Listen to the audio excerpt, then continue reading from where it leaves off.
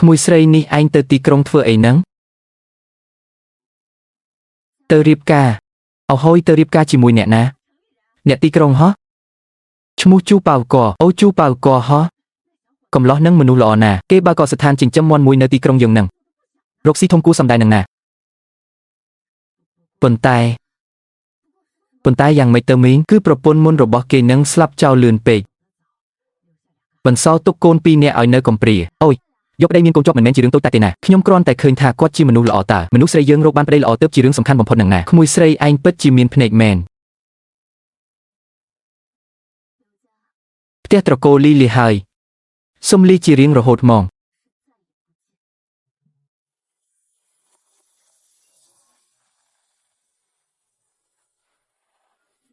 មីងរកអ្នកណាគេដែរខ្ញុំមករកជូប៉ៅកនឹងប្រាប់គាត់ទៅថាខ្ញុំឈ្មោះលីយូហ្វាងអូសៀវជូមានគេមកគ្រប់នឹង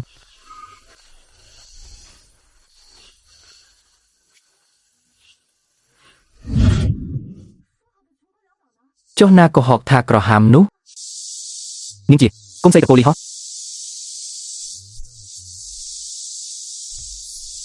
ចាស់ខ្ញុំលីយូហ្វាងបានណាជាមួយជូប៉ៅកទុកហើយ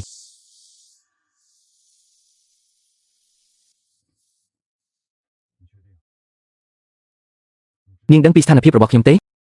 ដេកចំគេនាងក៏ពីអ្នកស្ថានភាពគ្រួសារក៏យ៉ាប់យឺនដែរនាងត្រូវបានគ្រួសារបង្ខំឲ្យមកមែនទេឥឡូវនេះបើចង់ទៅវិញក៏នៅទាន់ពេលដែរណាជូប៉ៅកខ្ញុំសូមប្រាប់លោកឲ្យច្បាស់ខ្ញុំមកទីនេះដើម្បីរស់នៅជាមួយលោកមិនមែនមកធ្វើជាអ្នកបម្រើអត់ប្រាក់ខែលោកទេការងារផ្ទះយើងចែកគ្នាធ្វើកូនក៏ជួយមើលគ្នាលោកយល់ព្រមទេបើយល់ព្រមពួកយើងទៅចុះសម្បត្តិអាពាហ៍ពិពាហ៍ថ្ងៃនេះមកបើមិនព្រមខ្ញុំត្រឡប់ទៅវិញឥឡូវនេះមិនឲ្យខាត់ពេលលោកទេនាងនិយាយមែនហ៎មើលទៅខ្ញុំដូចជាកំពុងលេងសើចជាមួយលោកមែនទេអូខេលោកចាំនៅទីនេះហើយ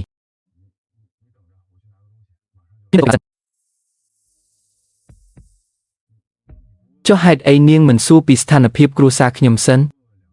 មិនសួរថាកូនខ្ញុំទាំងពីរនាក់នោះសួរចិញ្ចឹមរត់ទេហ៎សួរច្រើនម៉េចយ៉ាងណាក៏ត្រូវរៀបការជាមួយលោកហើយហ្នឹងលោកក៏មិនមែនជាខ្លាយណាដែលអាចស៊ីខ្ញុំបាននោះចាំខ្ញុំផ្លេតខ្ញុំចេញមកឥឡូវហើយ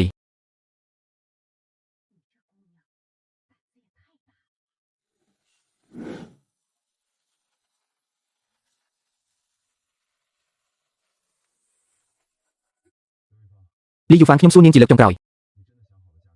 នាងពិតជាគិតច្បាស់ហើយមែនទេថានឹងរៀបការជាមួយខ្ញុំនោះប្រហែលជាវាមិនដូចអ្វីដែលនាងធ្លាប់គិតពីមុនមកទេកូនខ្ញុំទាំងពីរម្នាក់អាយុ7ឆ្នាំកំពុងរៀនបឋម